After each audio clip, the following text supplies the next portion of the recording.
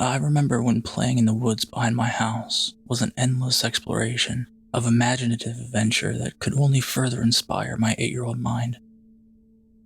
Many times I was a barbarian warrior like Conan, lopping off heads with my enchanted tree branch. The evil beast conjured up in my mind stood no chance against my strength and wit, my lust for action and romantic adventure. However, now I realize just how close my world was intertwined with the Sumerian of this fiction. Many times the tales of sword and sorcery described monsters of unfathomable terror. Of such, only the brute force and unwavering mind of a fearless warrior could encounter and hope to defeat. I was not this warrior, and yet my discovery of a hidden terror seemed to be destined for me to find. For when I wandered up the set path, which leads from mine to my grandparents' houses, I stumbled across a shaded patch of forest with a small murky pond at its center. The area was silent, save for the crunching of dead leaves beneath my feet and the occasional nerve-wracking pop of breaking twigs. I remember a slight fog over the water, more like vapors dissipating as if the pond were boiling. Yet, being an ignorant youth, I reached down and touched the surface and felt it was very cold. So much so that I drew back my hand in surprise, only to begin violently wiping my fingers on my clothes, for the liquid was like some sort of sticky alcohol. With the commotion I made, I heard across the water a soft rustling that seemed to be heading around the pond in my direction, but stopped once I glanced towards it.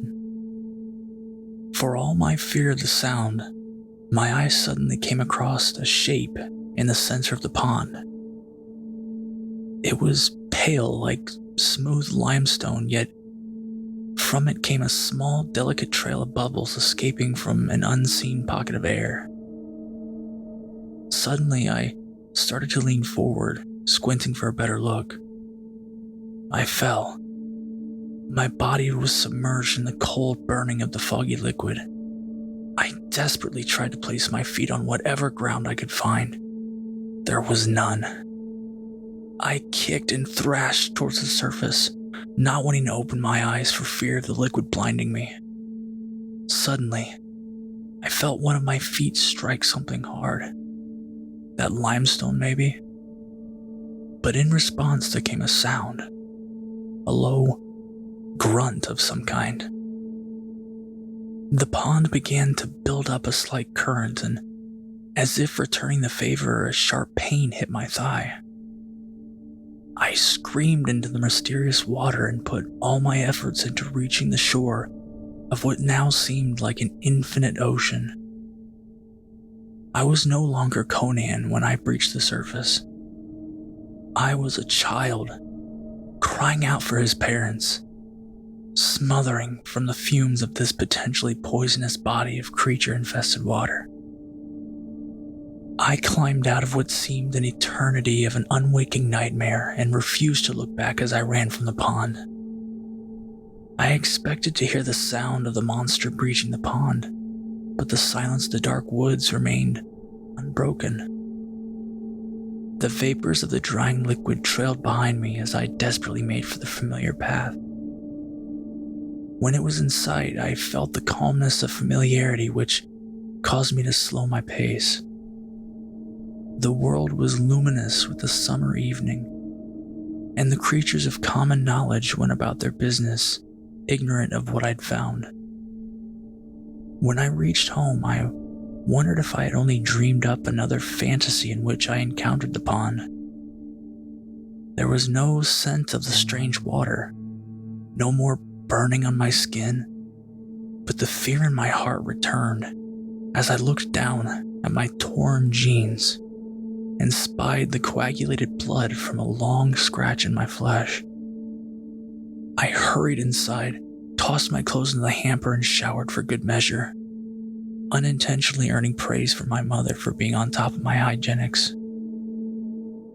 I told my parents nothing about the pond or the scratch. but I couldn't completely hide my fearful glances at the window facing the edge of the forest during dinner. The questions did not come. Everything was normal within our home, which made me more and more at ease, as well as conscious of my illogical perception. The evening went on with my dad and I watching reruns of Star Trek while my mom read one of her awful Amish-based novels in the lamplight. I think of this time to comfort myself with what followed. I was tucked into my bed lovingly by my parents. Being an only child at the time, I was coddled quite a bit. My bedroom was alight with glow-in-the-dark stars, posters of Star Wars, shelves of action figures ready to defend me while I slumbered. The light of my aquarium and the shadows of the angelfish gliding on the walls eased me into a near doze, until the bubbles from the pump caused me to open my eyes in fear. Suddenly, as if responding to my fearful pondering, I heard a scratch in the vent near the right side of my bed. A soft clicking followed by breathing as if something small was making a great effort to get through the grate. I was terrified. My hopes that my imagination from my playful excursions of the day had overtaken my senses were dashed. The Spock logic prior to having provided the explanation for all that overcame me was lost. Yet the delusion refused to let loose its prisoner, which was my sanity. I knew I had to face it in order to prove its non-existence so that logic may once again have its dominion. "Hello?" I asked the darkness. Immediately the noise ceased, and in my mind's eye, I could see a rat scurrying away in fear of its discovery. But it was my contributions to this fable which were now dismissed.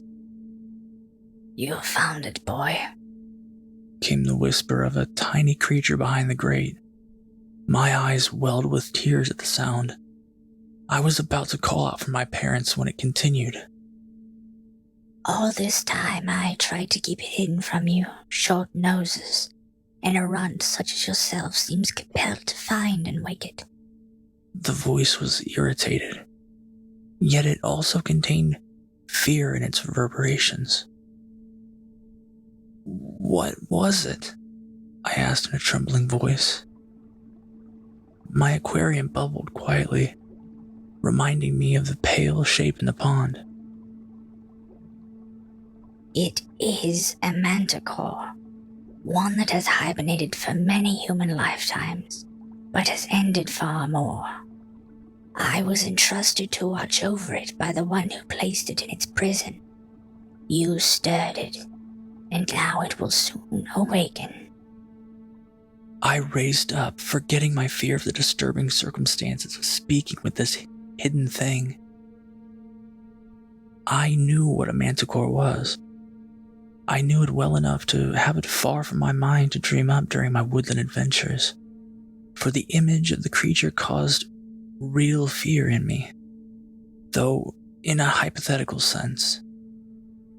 The images I had seen in books of the monster went through my brain and disturbed me anew. Now I realized that I'd been scratched by the thing in its restlessness. Had I opened my eyes while submerged in the pond, I knew that I would have gone mad to see its shape within the burning fog.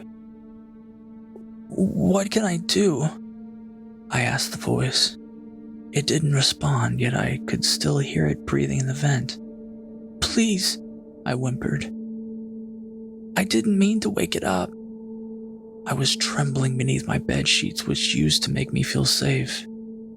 Now I only felt cold and alone and guilty for bringing such a thing back into the world.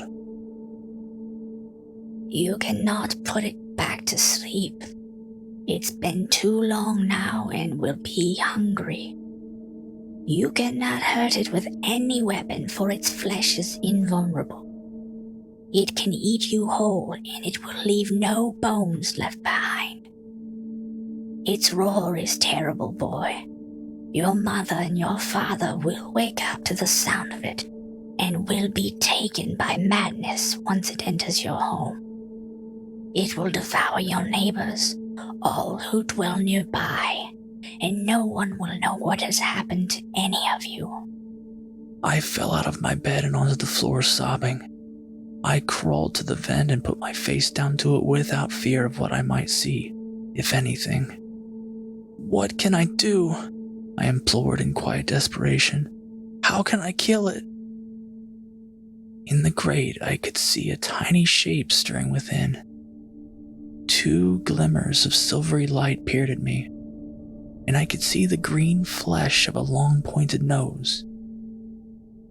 It was a goblin, small and mischievous looking, though at the moment the eyes looked sad and pitying.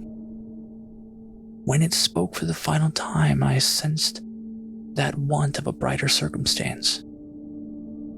If you wish to truly be the hero you pretend to be, you must slay it through its mouth. The eyes disappeared, and a soft scrambling shape faded into the darkness. I was alone with this frightening knowledge, and I had to make a choice. Should I return to my bed and risk waking up to the roar of the manticore? Or do I face the night and strange water to slay it before it rises?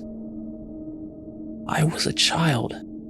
I was scared, but I knew I couldn't let my family and my neighbors be devoured because of what I had done.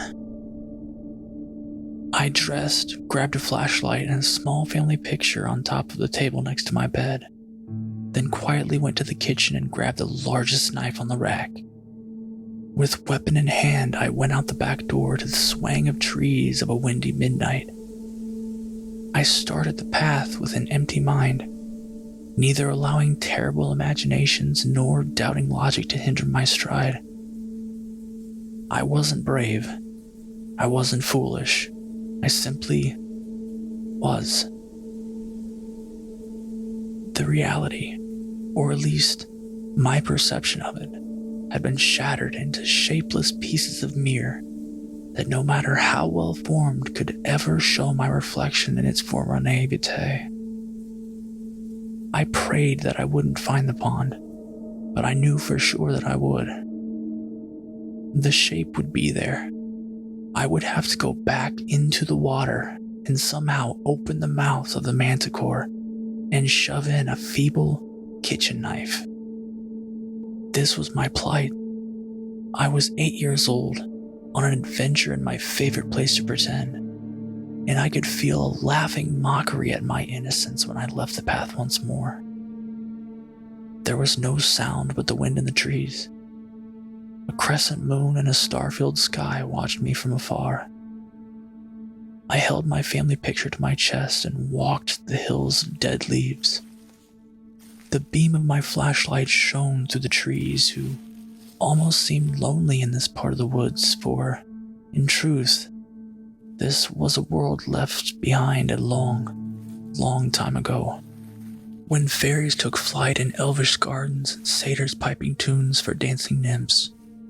Whatever creatures flourished in this pocket of time so close to my home were long since devoured by the manticore. Likely, whatever force imprisoned the beast also sent it here to our plane, as well as having the courtesy of leaving a goblin behind to watch over it. No doubt this same being is still showing travesties in other worlds as it has for us at present. I finally saw the pond reflecting its murky grayness with my flashlight, and my soul cried out within me as a cold fear enveloped my body. There were no more vapors floating above the surface, neither was the pale shape below. It was still, it was empty. The thoughts now began to race, both logical and fantastical. It was gone. It was never there. I can return to my warm bed and forget about it. It will be there waiting for me in the midst of my parents' innards. I wanted to scream for all the emotion, but it was the manticore that screamed into the night, sending a terrible jolt throughout my body. My bowels cramped at the sight of a giant face of a man hovering 10 feet in the air.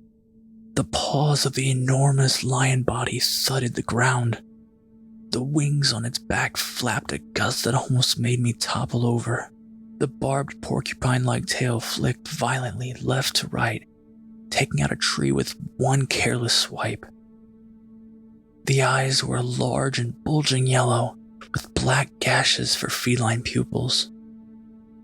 When my eyes met that of the monster, it screamed again in satisfaction at its discovery of its first meal after so long a slumber. I could see its 3 rows of teeth as it howled at me, and yet somehow my only thought was, my parents are hearing this and they're going to find out that I'm out of bed. They're going to look for me. They won't find me. I'll have been swallowed whole. When the manticore reached me, it stopped and gazed down at my tiny form and did something that finally snapped me out of my insane stupor. It grinned. The monster was grinning at my fear. The teeth were sharp and yellow. The stench of its breath broke through each of them and made me almost vomit. Stagnation of time, the willingness of its stomach acids to return to its labor. The manticore was ready to indulge itself. It breathed in through its nostrils, then opened its mouth and slowly came down over my head. Yet somehow, instead of succumbing to terror, a white, hot hatred took over me suddenly. I was offended at how weak it perceived me. I was irate at how much of a bully this thing was. This freak of nature had thrown its weight around eons ago and eradicated the peaceful world it blighted. I refused to let this happen again. To my family, my neighbors, to me. I stepped on the first layer of its teeth and stabbed the knife into its tongue. It screamed and began to try to close its jaw on me, but I had already climbed further in and now sank my knife into the roof of its mouth. The beast thrashed its head, trying to sling me out, but I kept climbing further in, slicing and stabbing all the way through. I remembered the barbarous man of action that I pretended to be, and I embraced it fully, burrowing deep into its throat, spitting the blood from my own mouth as I climbed. By the sudden change in equilibrium, I could tell it had fallen to the ground and was struggling against the pain. I pressed my feet against the back of the throat and shoved my knife deep beneath the skull. I couldn't penetrate it, so I began to cut upwards as hard as I could. Its screams were deafening, but I knew that it could hear my laughter as I sliced and mangled without mercy. Suddenly, I was drowned into the cold burning water from the pond along with fresh screams as it mingled with the manticore wounds.